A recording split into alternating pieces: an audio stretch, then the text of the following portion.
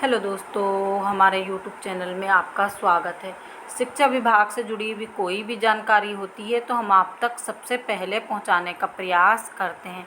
जैसे कि बहुत सारे अभ्यर्थियों के कमेंट आ रहे हैं कि मैडम अब क्या होगा वेटिंग वालों का, क्योंकि अब तो पूरी सीट फुल हो चुकी है। देखिए यहाँ पर जैसे कि हमने आपको पिछली कई वीडियो में बताया है कि जनजातीय कार्य विभाग ने 51 के 51 पद जो रिजेक्शन से खाली हुए थे, यानी जो 51 पद रिजेक्शन से खाली हुए थे उन पर और डीपीआई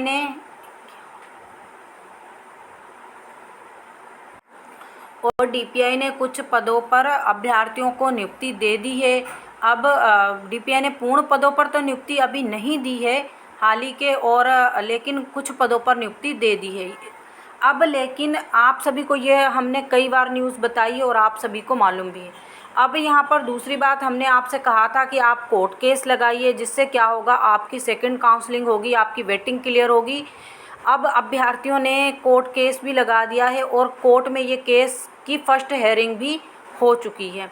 तो यहाँ पर अगर कोर्ट केस की फर्स्ट हेयरिंग भी हो चुकी है और डीपीआई और जनजातीय कार्य विभाग को 3-3 लेटर भी पहुँच चुके हैं, कारण बताओ नोटिस जनजातीय कार्य विभाग को पहुँचा है और डीपीआई को, जबकि सेकंड काउंसलिंग ना करवाने और अपात्र अभ्यर्थी दोनों को नियुक्ति ना देने के कारण, मतलब जो सेकंड काउंसलिंग है क्यों नहीं करवाई गई वो कारण बताना है, और साथ में क्यों मतलब अपात्र अभ्यर्थियों को नियुक्ति दी जा रही है वो नोटिस दोनों पहुंच चुके हैं, दोनों ही विभागों को।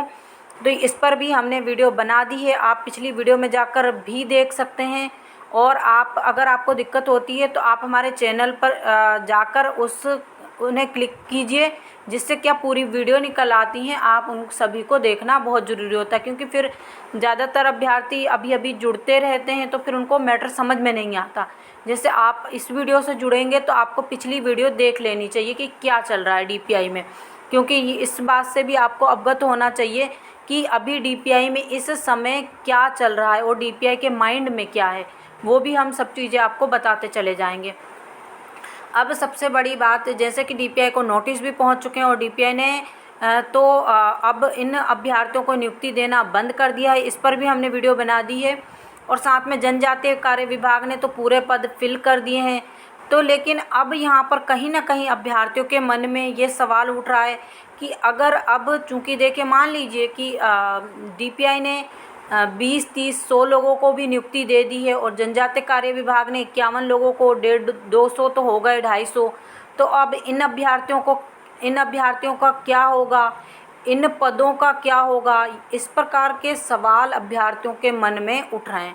तो देखिए यहाँ पर इन पदों का क्या होगा वो भी हम आपको बताते हैं और इन अभ्यर्थियों का क्या होगा। सबसे पहले तो इस जो जैसे कि 51 पद हैं, हम इस पर अभी चलते हैं।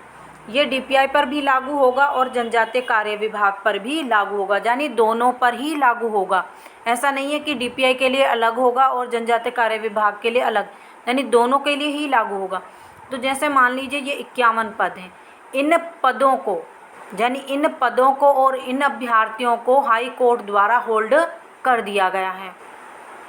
जैसा कि अभ्यर्थियों ने हाई कोर्ट में याचिका दायर की कि विभाग ने सेकंड काउंसलिंग नहीं करवा रहा है, तो शुरू में अभ्यर्थी को मालूम नहीं था कि अपात्र अभ्यर्थियों को लेकर नियुक्ति दी जा रही है, तो उन्होंने केवल सेकंड काउंसलिंग करवाने के लिए ही याचिका लगाई थी कोर्ट में। और फिर बाद में कुछ अभ्यर्थियों ने याचिका लगाई कि अपात्र अभ्यर्थियों को भी नियुक्ति दी गई है और साथ में सेकंड काउंसलिंग भी नहीं हो रही है। तो इन जो भी, चूँकि देखिए यहाँ पर अब विभाग जाकर बताएगा कि हमने तो अपात्र, यानी उनकी नज़र में तो वो अब अपात्र नहीं रहे ना, आपकी नज़र में अपात्र हैं। पहले विभाग ने जब उनको अपात्र बताया, लेकिन जब उनको ज्वाइनिंग दी गई तो वो विभाग की नज़र में अब पात्र हो गए हैं। तो विभाग जैसे ही हाई कोर्ट में ये बताएगा कि हमने जो 51 पद हैं, यानी उस पर हमने सेकंड काउंसलिंग कर दी, तो विभाग यहाँ पर वो इस चीज़ को रखेगा। तो उस समय जो है विभाग चूँकि अपना नोटिस में यही जवाब देगा। अब यहाँ पर क्या होगा कि इन पदों को और इन अभ्यर्थियों को, चूँकि पद भी हैं और अभ्यर्थी भी हैं, तो उन्हें क्या होगा, चूँकि उन्हें नियुक्ति भी मिल चुकी है, तो उन पदों को होल्ड कर दिया जाएगा। होल्ड का मतलब ये नहीं होता है कि जैसे ओबीसी ऐसा नहीं, होल्ड का मतलब होता है कि उन पदों को वहीं के वहीं रोक दिया जाएगा। जैसे डीपीआई के पद हैं तो डीपीआई के मान लीजिए 100 पदों पर नियुक्ति दे दी गई है, तो बाकी जो 347 और 100 पद हैं सभी को होल्ड कर दिया जाएगा। यानी आने वाले समय में आप इस पर अब कुछ भी नहीं कर सकते हैं जब तक हाई कोर्ट की परमिशन नहीं रहेगी। तो अब जब हाई कोर्ट इन पदों को होल्ड कर देगा तो विभाग अब चूँकि कर दिया होगा, जैसे ही उनके पास नोटिस पहुंचा होगा तो उसमें लिखा हुआ आया होगा, तो ये पद होल्ड हो गए होंगे। अब दूसरा प्रोसीजर क्या रहेगा हाई कोर्ट का? अब हाई कोर्ट इस पर सुनवाई करेगा। जब हाई कोर्ट इस पर सुनवाई करेगा तो फिर जो भी निर्णय निकल के आता है, चाहे वो अभ्यर्थी अपात्र अभ्यर्थियों के फेवर में आ सकता है या फिर अपात्र अभ्यर्थियों के फेवर में नहीं आ सकता है, दोनों चीज़ें। यानी जो आप अभ्यर्थी हैं आपकी फेवर में भी आ सकता है, जिनके लिए अभी सेकंड काउंसलिंग होना है उनके फेवर में आ सकता है। यानी कि हाई कोर्ट बोल सकता है कि आप इन अभ्यर्थियों को हटाकर इनको सेकंड काउंसलिंग में लेकर इन पदों को फिल कीजिए। तो फिर सेकंड काउंसलिंग होगी, साथ में आपको बुलाया जाएगा। जितने भी अभ्यर्थी कोर्ट केस लगा चुके हैं या जिन्होंने नहीं भी लगाया है, जो लिस्ट में हैं, जिनके नाम आने वाले हैं, तो फिर उनको बुलाकर सेकंड काउंसलिंग की जाएगी।